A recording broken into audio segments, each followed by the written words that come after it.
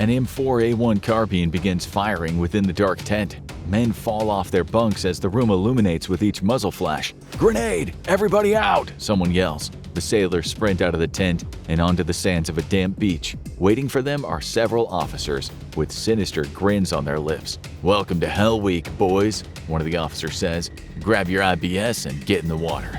14 days before Hell Week, Cadet Finn eagerly awaits the officer in front of the group of Navy SEAL applicants to finish his spiela.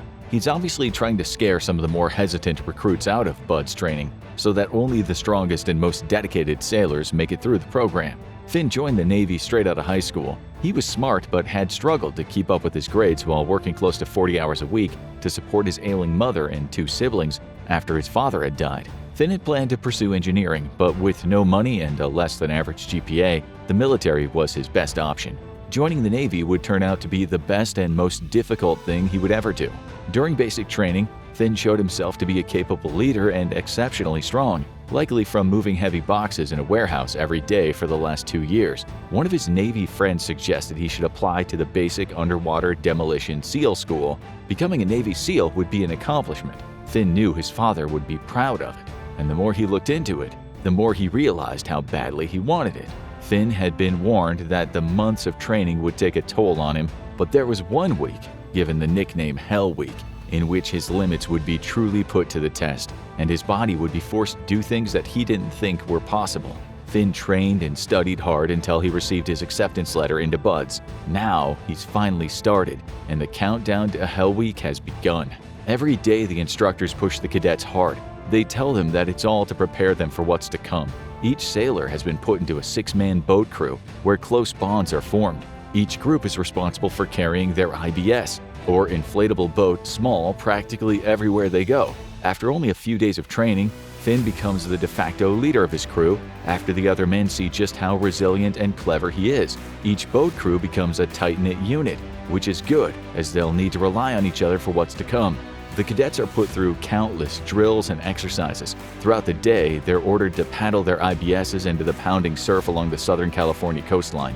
After exhausting themselves just to get past the break, the instructors tell them to paddle back to shore, where they're immediately thrown into the next training regiment. At the end of each week, they must complete a 4-mile timed run and obstacle course. Finn does well in all of these tasks, but he especially excels in the 2-mile daily swims. He was a star on the swim team in high school before he had to drop the sport to pick up more hours at work, much to the dismay of his coaches. Unfortunately, not everyone in the BUD/S can keep up with Finn and the other cadets. Any candidate who doesn't meet the time requirements for the running and the swimming tests is told to pack their bags and try again next year.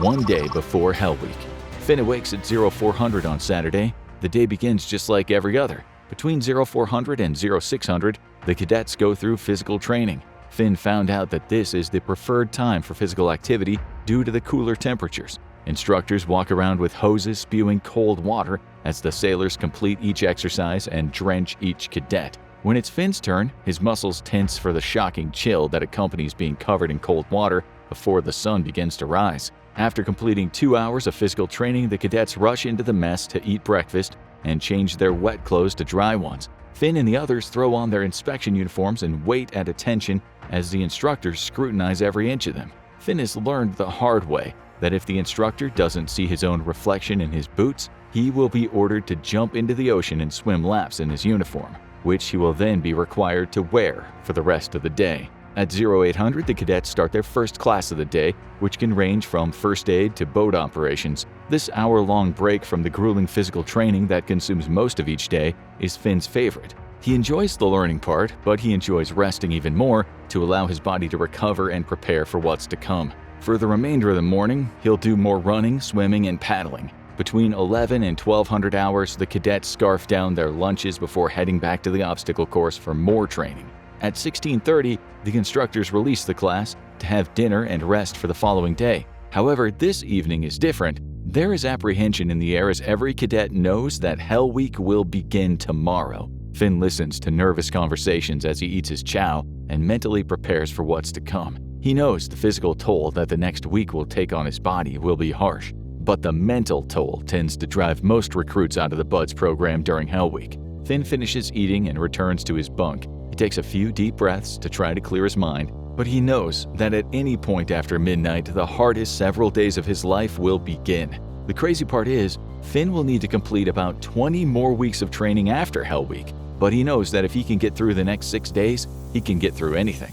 Rather than sleeping in the barracks, the cadets are sleeping on cots in large tents behind the Buds compound. Before trying to get some rest, Finn checks his dry bag one last time for the clothes and food he stored to help him get through the week. Each cadet was allowed to pack their sea bag with dry clothes and a few other things to use during Hell Week. Finn had hidden a few packages of Reese's peanut butter cups in his pockets for a pick-me-up during the next several days. Having outside food was prohibited, but Finn had been told by other sailors that sometimes you have to cheat a little to get through Hell Week. However, he was warned not to get caught, or there would be consequences. Having his favorite candy to look forward to during the hardest parts of the training was worth the risk for his mental sanity. Finn knew he would be eating well during Hell Week, as the sailors were fed 3 solid meals daily to ensure they could replenish their strength. That being said, what they received for nourishment during Hell Week, they would willingly give up for a decent night's sleep.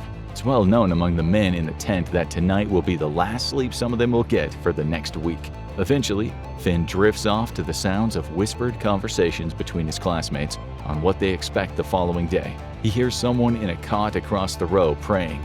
All he can do is try to squeeze as much rest from the remaining hours before all hell breaks loose. Sunday, 00 hours, the moment Hell Week begins. The instructors burst into the tent firing M4A1 carbines filled with blanks. They shout and throw smoke grenades. Finn rolls out of his cot onto the sand and begins to army crawl toward the tent's opening. He makes it out onto the beach and looks around as flashes illuminate inside the other tents. "Get to the compound!" one of the officers yells. Finn looks around for his boat crew. Everyone is accounted for. They take off toward the Buds compound as fast as they can. The cadets line up and silently listen as an officer gives instructions from a raised platform. "Welcome to Hell Week, boys," the officer says. "There is one rule and only one rule you need to follow. Do what you're told when you're told, or you'll be out." Sunday, 0100 hours, day 1 of Hell Week. The instructor orders the men to return to their tents. Finn walks through the opening to find that everyone's dry bags have been opened and the contents have been scattered across the sand. Finn and the others pick up their belongings. He sees a bright orange wrapper sticking out of the sand. The instructors found his hidden stash of Reese's and opened them and then ground them together with the sand. Finn frowns and puts his clothes back inside his dry bag only to find that it has several slashes in it, completely eliminating the waterproof quality of the device. He sighs and begins helping his crewmates gather their belongings. From outside the tent, an instructor yells for the cadets to hurry up and get back on the beach. Finn and his crew hustle out of the tent and stand by their IBS. "For the remainder of the week, wherever you go, your boat goes," the instructor says. No matter what activity the sailors are engaged in, even if it's running on land, they carry their IBS atop their heads and bring it with them unless otherwise ordered. The instructor orders all of the men to grab their dry bags and swim out into the breakers until he tells them to come back. Finn grabs his bag and runs into the chilly water. It's around 58 degrees Fahrenheit, which means that hypothermia can set in anytime between 1 and 6 hours if the sailors can't keep their body temperatures up. The instructors stand on the shoreline in completely dry, warm, waterproof clothing, complaining about how cold it is. After an hour in the water, the instructors order the cadets to return to the beach. Finn steps out onto the sand and looks into his dry bag. As expected, everything is soaked. The reality of being wet, cold, and miserable for the next week settles in.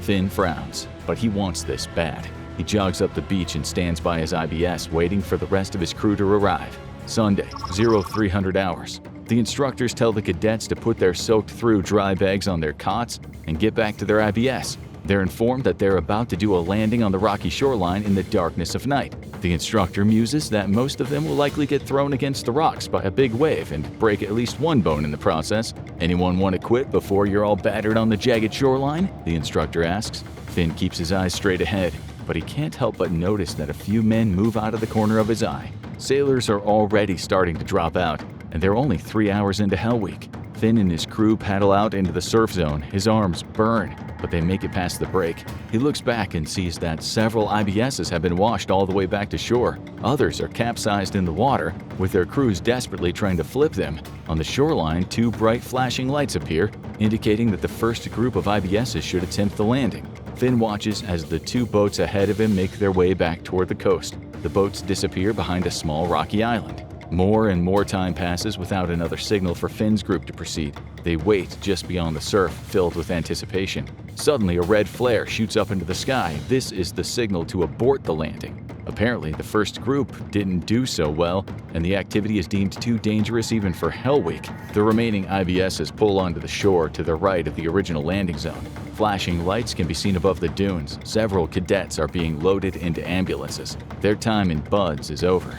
Sunday, 0500 hours. The instructors order those who remain to carry their IBSs across the beach to a set of piers a couple miles away. Once there, Finn and the other sailors are ordered to start treading water, while the instructors sip on warm coffee and watch. The sun begins to peek over the land to the east. "All right, men, remove your pants and inflate them," one of the instructors yells. Everyone takes off their pants in the water, fills them with air, and ties them off as trained in boot camp. After struggling to inflate his pants, Finn lays back and floats. He doesn't know how long he is in the water, but by the time the instructors call the men back in, the sun is above the horizon, and he is shaking uncontrollably. Sunday, 0645. Breakfast is served along with hot coffee. The sailors are too tired to talk. All they can do is eat and warm their hands against the mugs. Finn looks around the mess hall and notices that the number of men there has been noticeably reduced since Hell Week began just 6 hours ago. Once breakfast is over, the instructors order everyone back onto the beach. Finn and his crewmates grab their IBS and carry it to an obstacle course. They're told to keep running through the course until someone tells them to stop.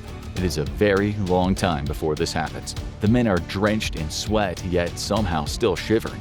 They're ordered back into the ocean to tread more water before being told to come back on land and start running with their IBS on their heads. It's a grueling day. As the sun begins to set on day 1 of Hell Week, the cadets are brought to the Buds compound where doctors are waiting to examine each sailor. Finn sits on a cot as the doctor takes his pulse and temperature. He examines Finn from head to toe. There's a slight fear that the doctor will tell him he is unfit to continue, and his dream of becoming a Navy SEAL will be over right then. Instead, the doctor checks off several boxes and looks at Finn. "You're all clear. I'll see you tomorrow for another checkup. Oh, and good luck with the rest of your week, sailor." Finn walks back to his crew. They all pass their physicals and head to dinner. Sunday, 2000 hours. The cadets rush to their tents and lay on their cots. Less than an hour later, the instructors burst into the tent. "Everyone out!" they shout. There will be no rest tonight. The men are told to grab their IBSs and paddle out past the break. Finn grits his teeth. The top of his head is already starting to chafe. His crew makes it to the rendezvous spot and waits. Finn looks back at the beach. He sees several shadows walking away from the shoreline. More men have quit. Monday, 0530. For the entire night, the sailors were in the water doing different maneuvers. They landed several times and were ordered back out into the ocean to do it all again. Sunrise comes and the cadets are instructed to land on the beach once again. Throughout the night, they drifted away from their tents and the compound. Now they have to carry their IBS all the way back, jogging on the sand with zero sleep. By the time they reach the compound, Finn is too tired to eat. He forces himself to get some food into his body and drinks as much water as possible without puking. The day feels very similar to the one before it. The cadets are put through brutal drills without any breaks. All the while, the instructors try to demoralize the sailors. This is a battle of wills at this point. The officers are trying to break the cadets both physically and mentally. Finn keeps his head down and pushes on. All he and his crewmates can do is follow orders and count down the seconds until their next meal. Monday, 1900 hours. The sun started setting around 1630, and it was dark before 1800 hours. After dinner, the cadets are ordered back into the ocean to swim long distances along the shoreline. With the sun gone and the cold Pacific waters battering his body, Finn begins to shiver even while swimming. The men all around him slow their pace as their muscles both burned and ache from the cold at the same time. One of the instructors orders the men out of the water and to line up side by side along the beach. Everyone shakes as the officer walks back and forth in a warm coat, examining the men. Another instructor strolls up to the line of shivering men with a smile. He drops a box onto the sand, reaches in, and pulls out a thick blanket. "Any takers?" he asks. For a moment, no one moves. Then, cadet after cadet steps out of line and takes a blanket. The instructors hand each quitter a warm cup of coffee and some donuts. They then order them to sit in front of the men still standing at attention while they eat and drink, covered by their warm blankets. After this brutal mind game is over, the instructor orders the remaining men back into the water. The demoralized sailors make their way to the bay and dive in. The cold water immediately causes Finn's body to seize up and convulse. The shaking is incredibly painful. He watches as one by one more men swim back to shore to take a blanket and end their time in Hell Week. A tear rolls down Finn's cheek. He could have sworn that on its way down, his cold skin turned it to ice. Within minutes of being back in the water, 12 other cadets quit. The instructors decide that's good enough and tell the remaining men they can come back to shore. Finn and his crewmates are not allowed to rest the entire night, but at least they do not have to go back into the water. Tuesday, 0800 hours. After breakfast, Finn and his crewmates make their way back to the beach. They look like zombies, as none of them have gotten more than an hour's sleep in the past 3 days. When they reach their IBSs, they notice that the instructors have changed out of their usual combat boots for rubber waders. Whatever comes next will be messy. "Today we're heading to Camp Swampy," says one of the instructors. Finn and his crew grab their IBS and put it on their heads. They then begin the 8-mile hike along the coast to the mud flats, where the Tijuana River empties into the Pacific Ocean along the Mexico border. The mix of sediment, muck, and waste that's deposited in the area creates a unique opportunity for the Hell Week instructors to be exceptionally cruel. For the entirety of the day, Finn and the other cadets conduct drills in the mud. The thick sludge of the swamp is like wading through wet concrete. Camp Swampy claims boots from the sailors' feet and dashes the hopes of making it to the end of Hell Week for some sailors. Whenever the cadets become too dry with the mud caked all over their bodies, they're ordered to jump into the ocean and dive to the bottom. Then the instructors send them back to the swamp to conduct more exercises in the mud. The instructors even order Finn and the other cadets to put mud into their crewmates' clothing. Finn continuously tries to motivate the rest of his team, but he can see the demoralized looks on their faces. He knows that not all of them will make it out of Camp Swampy. The boat crews are set up one next to the other. The instructors order the men to conduct a series of races through the mud. The losing team faces consequences such as diving back into the cold ocean water before the next set of races. There are no winners, but Finn knows that he and his crew need to do everything they can to not be the losers. Even though they're competing against one another, each crew tries to motivate the others because in the end, they're all in this hell together. Tuesday, 1700 hours. As night begins to take hold on Camp Swampy, the temperature drops. Once again, the men begin shaking uncontrollably. With each shiver, pain shoots through their bodies. Finn looks at his crewmates as they each eat their boxed dinner: a sandwich, a bag of chips, fruits, carrots, and a drink. The problem is they have to eat while sitting waist deep in the muck. Finn can only see the eyes of his crewmates as the rest of their bodies, including their faces, are covered in mud. One of the men isn't eating, he's just staring straight ahead. He puts his boxed dinner down in the mud. "I'm sorry," he says without looking at anyone in particular. The sailor stands up, walks toward the instructors, and quits. After dinner, the cadets are put through a series of stealth movement games in the mud. They're ordered to crawl from one side of the swamp to the other, making sure to stay behind cover or to crawl into small ditches so their bodies are out of view. After hours of crawling through the mud, the instructors tell the cadet to make a fire. This excites the sailors as they'll finally be able to warm up. The men gather anything they can find that isn't soaking wet to start the fire. Eventually, they get it ablaze. Finn stands shoulder to shoulder with his crewmates as they warm their bodies by the fire.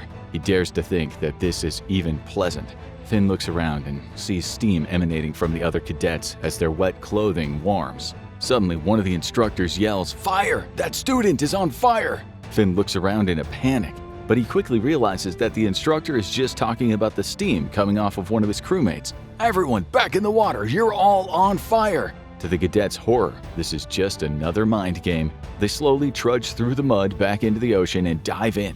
The few minutes of warm respite was just another trick. Finn's teeth begin to chatter. He helps some of his crew get into the water and up to their necks, where they wait for their next set of orders. All that remains above the water are the heads of the cadets. From the shore, every instructor yells out that they want to see every head disappear for 5 seconds. Everyone goes under and counts for 5 long seconds. It's clear that all the cadets followed the order, but when they re-emerge, the instructor calls out, "Finn, you messed the whole thing up. Everyone, do it again." The rest of the cadets know that Finn stayed under for longer than 5 seconds. This is just more mind games. Tuesday, 2300 hours. The cadets are given warm soup that's been cooked over the fire. The instructors tell the stories of past cadets who quit and were happier because of it. They talked about warm weather and vacations while saying that they don't understand why anyone would ever try to complete BUD/S training. Finn sips his soup. After the majority of the men are finished, the instructors look at the worn-out cadets and then at one another. "Well, looks like it's time for another fire drill." one of the instructors says to the other. "Everybody back in the water."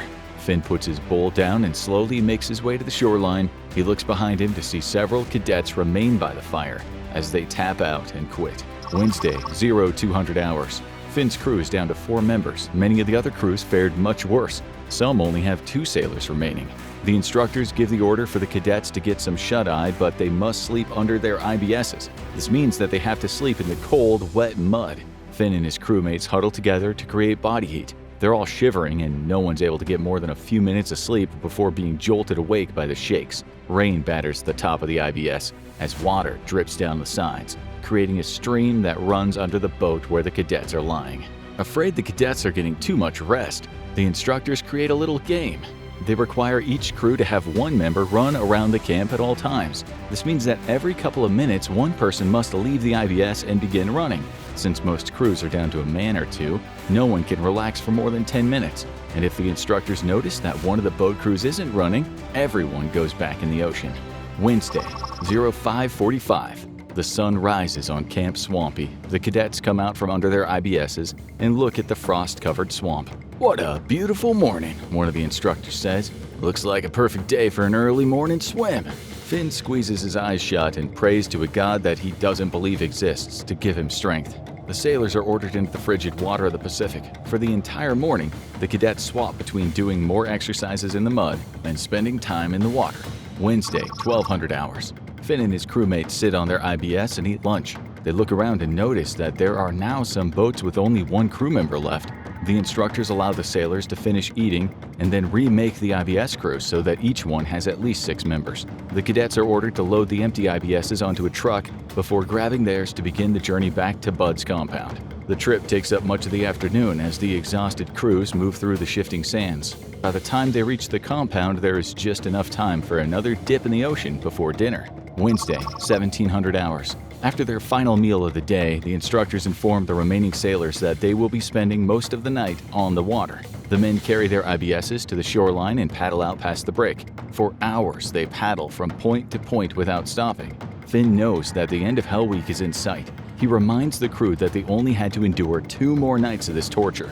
Even still, men continue to drop out. Even those who try to push through don't always make it. The lack of sleep and pure exhaustion takes hold as they continuously paddle. Some of the cadets begin to hallucinate. Others begin talking nonsense to themselves. A few cadets seem to be just fine, and then all of a sudden they pass out and keel over into the water. Some of these men wake up as soon as the cold water hits their bodies. Others have to be fished out by their crewmates and returned to shore. More races are conducted throughout the night to ensure that no cadets get any real amount of rest. Finn's eyes burn from the salt, sand, and lack of sleep.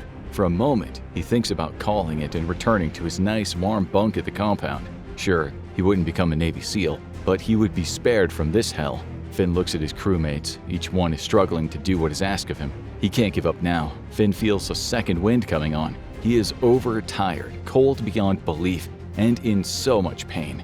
But he will complete Hell Week even if it kills him. Thursday, 1300 hours. The morning had been much more the same. The cadets spent time conducting drills both in and out of the water. After lunch, the officers tell the cadets they have something special planned for them. Finn thinks this can't be good. The cadets are brought to a different part of the beach where several huge logs weighing over 200 pounds lie in the sand. The instructors inform the crews that they must carry the log up the sand dunes and across several bodies of water. They remind each team that they definitely don't want to come in last. A whistle is blown. The crews are off to the races. Finn directs his crewmates to lift all at once. The weight of the log is unbelievable. They make their way up the first sand dune. Slipping and losing their footing, the log falls on one of the sailor's legs and shatters his fibula.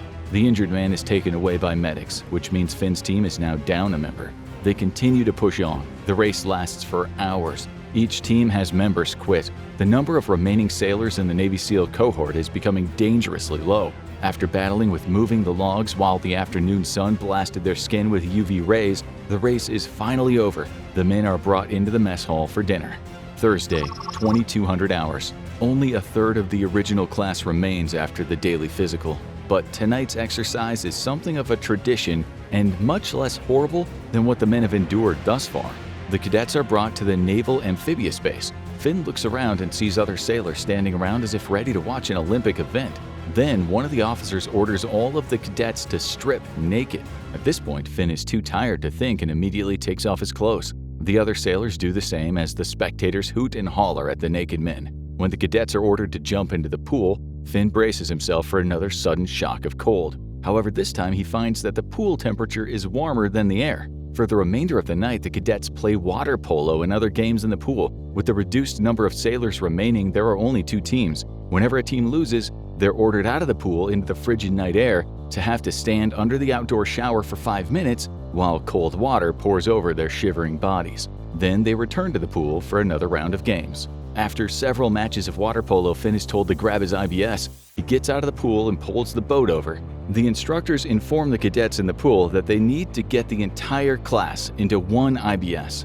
The men begin to pile into the inflatable boat. Finn finds himself at the bottom during this exercise. As more and more men stack on, the weight begins to push the IBS down, causing the water to pour in. Finn struggles for air as water fills the boat. He takes a deep breath just before he becomes submerged. For what seems like an eternity, Finn is underwater. As the remainder of the sailors climb into the IBS, suddenly the boat tips, sending everyone into the water. Finn struggles to the surface and gasps for breath. As his senses return, he can hear the instructors laughing and saying, "Not quite. Try again." This time, Finn does not get in first. Friday, 06:45. Breakfast is especially quiet today. This is the last day of Hell Week. Finn, like the others, is afraid to believe it, as if their knowing that Hell Week is almost over will somehow jinx it. The instructors continue to drill the remaining men for the rest of the morning and into the afternoon. Friday, 1400 hours. The officers tell the cadets to line up. Finn can barely stand straight, but all the sailors help one another remain steady. They have come so far, and failure is no longer an option. The instructors walk up and down the line, looking at each sailor. One stops in front of Finn and snorts. "You're pathetic," he says to the entire group. "Never, in my 15 years of doing this, have I seen such a disgraceful group of recruits." The instructor looks at the other officers standing nearby. "I say we continue Hell Week training into Saturday afternoon and reassess then. What do you think?" The other instructors nod their approval. Finn hears what can only be a sob come from somewhere down the line. "I say we even keep the option open of continuing into Sunday afternoon if their attitudes don't change," another instructor says. The sun beats down on top of the cadets' heads, which have been worn bald from carrying the IBS all week. Dead skin flakes off anytime someone touches their scalp, and now the instructors are about to tell Finn and his classmates they have to endure another day or 2 of this excruciating pain. Finn is afraid that he's about to pass out. He feels the sailor next to him give him a nudge and knows that if they have to continue Hell Week, they will all do it together. Finn straightens himself. The cadets wait for their next orders, prepared to do whatever it takes to become a Navy SEAL. The officer walks to the middle of the line and looks back and forth. He takes a deep breath and shouts, "Congratulations, sailors! You've all survived and are secured from Hell Week." A collective sigh of relief goes through the class. Finn and the other cadets have done it. They hug one another and grab their IBSs one last time to return them to the Buds compound. 2 days after Hell Week, Finn and the rest of the cadets who made it through Hell Week continue their Buds training after some well-deserved R&R. They still have a long way to go, but the worst is behind them. They now have 7 weeks of combat diving, which incorporates more physical training and a lot of time spent in the water, this time with wetsuits, thankfully. The SEALs in training need to become competent in dive physics, underwater skills, and combat scuba. A lot of emphasis is placed on long underwater dives, with sailors needing to complete a timed 2-mile swim with fins in around an hour and 20 minutes. After combat diving, the recruits have 7 weeks of land and warfare training, focusing on weapons, demolitions, land navigation, marksmanship, and infantry tactics. This will be the final phase of Buds, but the sailors will also need to attend parachute jump school and other training to prepare them to be one of the most elite fighting forces in the world. Now, check out What If a Squad of Navy SEALs Time Traveled to the Revolutionary War, or watch this video instead.